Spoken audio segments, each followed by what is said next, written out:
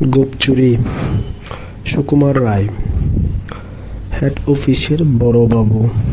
লোকটি বড় শান্ত, তার যে এমন মাথার ব্যামো কেউ কখনো জানত? দিব্যি ছিলেন কুশমেজাজে, চেয়ারখানি চেপে একলা বসে ঝিমঝিমিয়ে হঠাৎ গেলেন ক্ষেপে। আতকে উঠে হাত পা ছুড়ে চুক্তি করে গোল, হঠাৎ বলেন গেলুম গেলুম, আমায় ধরে তোল।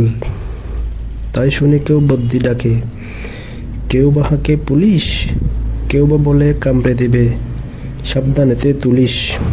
ব্যস্ত সবাই এদিক ওদিক, করছে ঘোরাঘুরি। বাবু হাঁকেন ওরে আমার, গোপ গিয়েছে চুরি।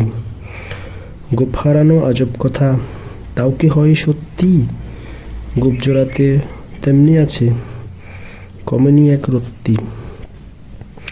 সবাই তারে বুঝিয়ে বলে, সামনে ধরে আয় না। মোটেও গোপ হয়নি চুরি, কখনো তা হয় না। রেগে আগুন তেলে বেগুন, তেরে বলেন তিনি, কারো কথার ধারধারি না, সব বেটাকে চিনি। নোংরা চাঠা, কাংরা চাঠা, বৃষ্টি আর ময়লা, এমন গোফ তো রাখতো জানি শ্যামবাবুদের গয়লা। এই গোপ যদি আমার বলিস, করব তোদের জবাই। এই না বলে জরিমানা করলেন তিনি সবাই। ভীষণ রেগে বিষম খেয়ে দিলেন লিখে খাতায়, কাউকে বেশি লাই দিতে নেই, সবাই চড়ে মাথায়। অফিসের এই বাদরগুলা, মাথায় খালি গোবর।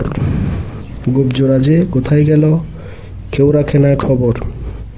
ইচ্ছে করে এই বেটাদের গোপ ধরে খুব নাচি, মূর্খগুলোর মুন্ড ধরে কোদাল দিয়ে চাচি। গোপকে বলে তোমার আমার, গোপী কারো কেনা। গোপের আমি গোপের তুমি, তাই দিয়ে যাইছে না।